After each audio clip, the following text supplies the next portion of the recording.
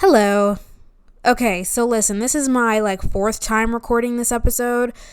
I don't know what's going on. I can't get my thoughts together, but I'm trying my best. I am extremely cluttered this week because it's finals week and I'm getting my final tests in, my final exams, my final essays and everything. And my thoughts have just been really all over the place because I just want to get everything in on time. I want to do my tests well. So that's what's going on.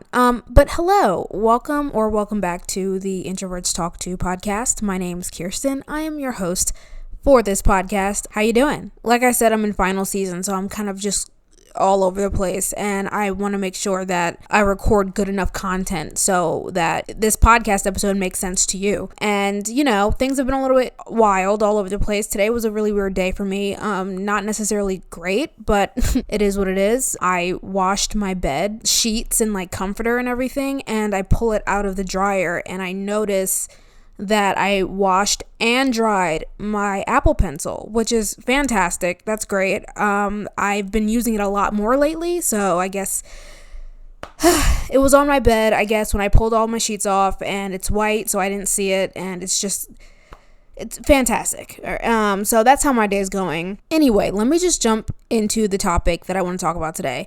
It has to do with social media. It has to do with me being a more shy person, someone who is introverted or a little bit more socially anxious when it comes to certain things. Talking about me and how I kind of am getting over this fear of putting myself and my projects out there on social media. I know there are a lot of people who are a little bit shy and want to get started on social media, but just don't know where to start.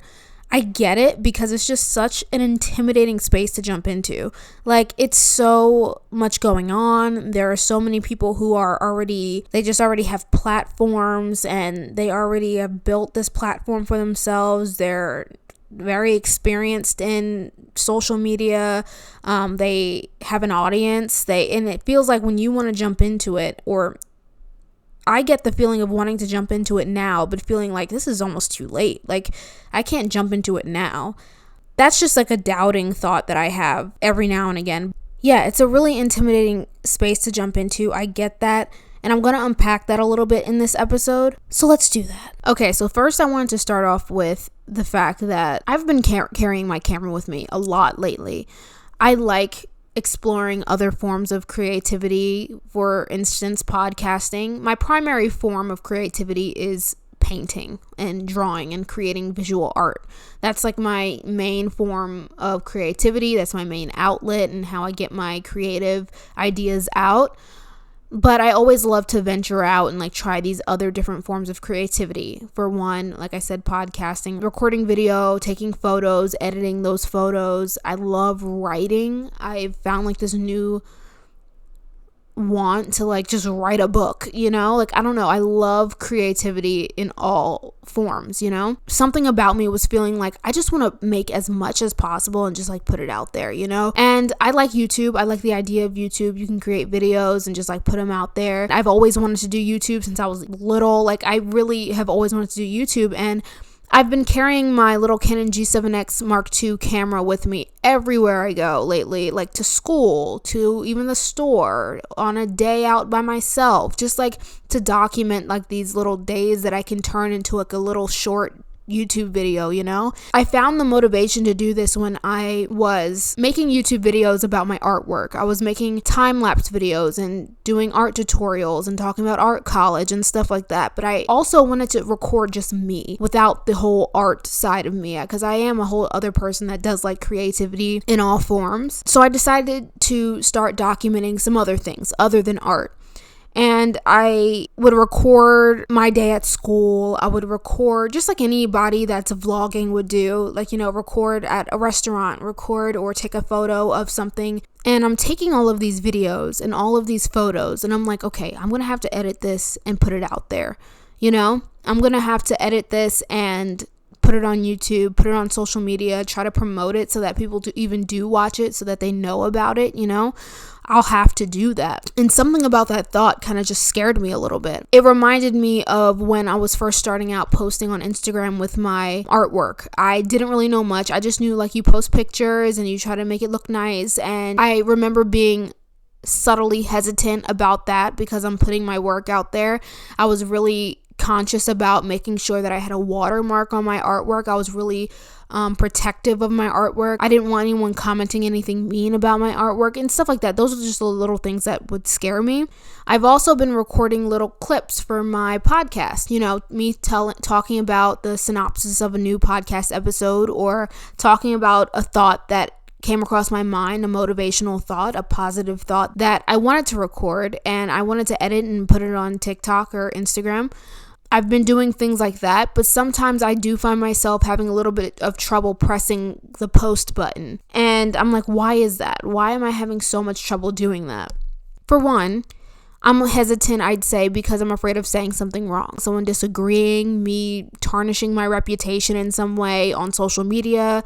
Because you see people, like, they'll say one thing that someone may have taken the wrong way, and their reputation can be just demolished on social media and in real life as well, if it's really that bad. That thought really scared me, because here I am putting some of my thoughts out on social media. Anyone can interpret that in any way, whatever I'm saying, Usually it's very positive what I'm saying. I'm not saying anything that's totally controversial or anything, but you never know how someone's going to interpret something, and you never know if someone's going to make it a big deal or try to hurt you in some way by blowing it out of proportion because of the way that they took what you said. That thought kind of just really, really scares me. So I watch a lot of my TikToks over and over and over before I post it, just to make sure that it sounds right, and just to make sure that what I'm saying sounds like it's in context and like it's in the tone that I want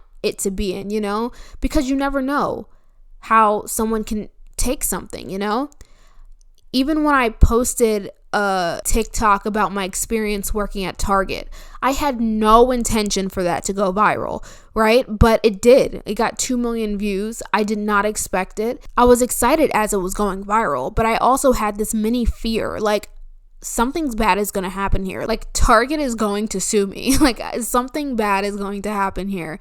And just because I got a lot of views on something, and it's just so many different opinions that are flooding in all at once, and it's really just kind of a scary idea. So that thought really makes it difficult for me to post sometimes. I just get a little bit nervous sometimes, and I just might stall when it comes to posting, or I might not post at all. Again, these are things that I'm getting over, I'm working on, and I'm trying to get past, because I want to put my projects and my things out there as just like anybody else probably would, but you have to get past this step of being afraid of other people's opinions, I have a slight fear of people disagreeing with me. Not a fear. I like to avoid confrontation or animosity or, just negativity in any form. I don't want any form of negativity. I have opinions on things, and I think you should have ideas to back up those opinions, but I don't know, something about someone challenging my opinion on something. At first, it feels a little bit scary, but I think as I get into it, I could back up myself. But just the thought of someone disagreeing with me, someone disliking me because of my opinion, I'm not really a fan of that idea. And when I think about that, it makes me get a little nervous when it comes to posting my opinions on things, Again, this is something else that you have to kind of just get over. There are so many people out there that are posting their opinions on topics that are controversial, and that people are getting angry with them about it. But they are so passionate with this message that they continue to post about it. They continue to speak on it because they're really, really passionate about it, That's what I'm trying to do. Most of the things I'm saying on social media are not that controversial. I'm just talking about positivity and things like that, and I think I could back it up, I also have a fear of I'm not going to say fear anymore, okay? Because it's not really a fear. It's just something that makes me a little bit uncomfortable. I worry about people judging my personality. So recently I've been posting a little bit more on YouTube. I have been showcasing my artwork and showing my painting process for my portraits and everything like that. And a little bit of my personality slips in here and there. I remember before, when I was first starting out with YouTube, I would definitely refrain from showing my real personality. Not like I would be like this fake person, but I would be a little bit stiff. I think I was a little bit more stiff when I first started YouTube, as I think anybody might be. As you start making more videos, I think you start to get more comfortable. You start to know the audience and get a little bit more comfortable. You feel like you can be a little bit more like yourself. And I was editing recently. There was a clip or two that I've said something that may have been a little bit cringy, and I thought back and I was like, I would have deleted that a while ago. Like a while ago, while editing that video, I would have deleted that clip because it shows too much of my personality and it might be a little bit cringy to some people. I don't know. But now I keep it in. I keep that video or that clip in because it does show my personality. I do want to be honest and real on the social media where everything is, or many things are not real, because I do want my audience to trust me when it comes to my work, because it is something that I want to sell and everything like that. So before, I definitely had more of a fear of being like too cringy or whatever. But now I'm kind of getting more comfortable with myself and putting my real personality on social media and not being afraid of, people thinking that I'm weird, because that's so like elementary and high school. Like, no, that's so corny for people at our grown age to be judging someone because of their personality, So I'm like, you know what? If someone's judging me because of my personality, that's totally their problem. That has nothing to do with me, and move on, Something else that I didn't really think about, it's not all about just pressing post and getting over that fear of pressing post. It's also that fear of recording in public. Sometimes you want to get a public shot. You want to record a pan of open space, or, you want to take a photo of a space where there's people, or recording yourself or whatever. That was a fear I had to get over, and I'm still slowly getting over it. I wanted to record myself in public so bad, like even at school. Like I wanted to record myself, but I was afraid of people walking past and going, oh my gosh, she's recording herself? Like that's so cringy. Like what is she doing? She's trying too hard. Oh, is she making a YouTube video? Like I was really afraid of people walking past and thinking that, and so I wouldn't record myself in public. If I did, I would use my phone. I wouldn't record using my actual camera that I bought to record things like this, because I was afraid, But recently I kind of forced myself to not care. Just don't care. Don't care. If someone's judging you, that is their problem, If you want to record a shot in public because you like the scene and you like the way it looks and you want to record yourself in this setting and you think it'll be a great shot and you'll be really excited once you get that video, that footage, just do it, It's not worth going home not getting that footage just because you are afraid that someone might be judging you, Usually when I'm recording in public, or I'll say in the past when I was recording in public, I would hold my camera really low, like I'm trying to be really inconspicuous with it. Like, I don't want anyone to see me recording what's going on. But now I have lifted up my camera a little bit, and I don't care if someone walks past me and sees me holding up my camera recording the setting or myself even. I don't want to miss the opportunity to record something that I really want to record. So I just go for it now. And I think you should too, because no one really is looking at you. So that's it for that. Now, also as an introvert, I feel the need, especially in physical social settings, to take a break. I get overwhelmed very easily in like a really busy social setting.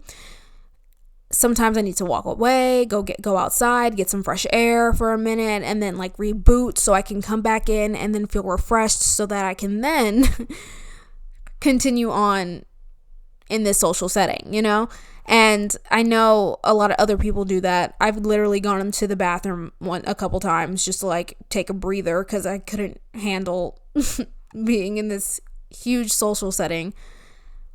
It's like that for social media too. Social media is an interesting form of a huge social setting. it's a digital huge social setting, there's so much going on social media at one time, and it's sometimes it's just really overstimulating, and it can be really frustrating because it's hard to want to take a break from social media because you're overstimulated, but also wanting to promote a product or a business or a podcast or your YouTube channel or something like that. You want to find a healthy balance between like posting frequently, but also taking time for your mental health, I struggle with that a lot because I like to post consistently. I like to make sure that I'm keeping my profiles up to date, and making sure I'm updating things. But I also want to literally delete all social media profiles off of my phone. I was just talking to somebody about taking social media breaks and how it's more important to take a social media break than to just like push through exhaustion, from social media, because then you're going to get burned out, and then you're really not going to want to post, and it's not going to be fun anymore. It's not going to be enjoyable. And I felt this before. I feel this all the time because I can't find that happy medium between, taking social media breaks and posting frequently. You know what made me think about this recently, actually? I was scrolling through Instagram, and there was this artist that I follow that has, I think, recently accumulated a lot of followers, or a lot more followers, I'll say. And he was doing really well. I was like following his artwork, and his reels were getting a lot of views, and he was making a lot of sales and things like that with his artwork. And suddenly he just like posted recently and was like, I'm taking a social media break. Social media can make you feel like you're on top of the world, and then it could also just make you feel like everything you're doing is garbage and it doesn't matter. And I totally understood what he meant. You could go through periods of time where you're posting stuff about something you're passionate about, and it's getting like a lot of views, like it's accumulating a lot of views, which is then getting you likes and follows and a community almost. That's a really good feeling. It feels like, okay, I'm building something here. I'm getting somewhere. It's my work is paying off. And you can be getting like tens of thousands of views on each video, and you're getting all these followers because they like the work that you're doing, and they enjoy the message that you're putting out there, whatever it is. And then suddenly those views can just drop to like a couple hundred, and that just feels like, what is going on? Like, it is such an emotional roller coaster sometimes, and it can make you feel, like he said, on top of the world. Like, it feels like you're doing great things, and then suddenly it could make you feel like you don't even know what you're doing anymore. And I've gone through that a lot, and I've almost exhausted myself trying to almost conquer the algorithm in a way, because I wanted to figure out, how do I consistently keep up those hundreds of thousands of views, or whatever the case is? How do I consistently do that so I can consistently build my page and build my brand and blah, blah, blah? And what I did, the only thing that I found was social exhaustion. I exhausted myself completely. Burnout. That's what I found. And I didn't even want to post. I wanted to give up, and I wanted to just stop posting, delete the apps, and just stop. So that's why I think taking a honest like social media break is really necessary, because again, it can make you feel like you're doing amazing things, and then suddenly it can make you feel like you're doing nothing, you're not doing anything good. So I honestly want to take a social media break. I mean, I honestly just want to delete Instagram, TikTok, YouTube off my homepage. Not delete it off my homepage, delete it off of my phone, like totally delete the apps. Because if I just delete them off my homepage, I'm gonna just find the app and just keep scrolling, I need complete silence from those social media pages, and I want to see how I feel. I might do that, and I might come back next week and be like, hey guys, this is what happened on my social media break. But that's what I have to say. I hope that made sense. The reason I brought up social media break is because I feel like introverts need their time. They need their quiet time. They need their peace. In physical social settings, like in person with people, they need their peace. Like, they need to get away, step away from the event, get some fresh air. But also in the social media setting as well, you want to post and keep up all the time, make sure that you're promoting your brand and make sure you're doing this. But sometimes you also just need a minute to like reboot, and that's okay. But that's what I had to say. That's my opinion. So being an introverted, shy content creator, I think it's a lot. First of all, I don't consider myself a content creator. Okay, I consider myself someone that likes to create content and put it on social media. I'm not labeling myself a content creator, but I am saying that being a shy person or someone who has a little bit of social anxiety and wants to be consistent on social media, it's difficult, just for your mental health, because we need our time, we need our peace, and we need our quiet and our solitude. And balancing social media and that can be difficult. But that's it. I'm done. I digress. Thanks for listening to this episode of Introverts Talk 2. If you want to follow me on my socials for this podcast, my Instagram is called @IntrovertsTalk2 and my TikTok is @IntrovertsTalk2podcast. But that's all I have for you today. Thank you for listening. I'm glad I got through this. Good luck on your finals if you are in college, and hope to have you listening to the next episode. This is my 20th episode, by the way. That's interesting. 20th, episode 20. Yeah. All right. This episode's done. Goodbye.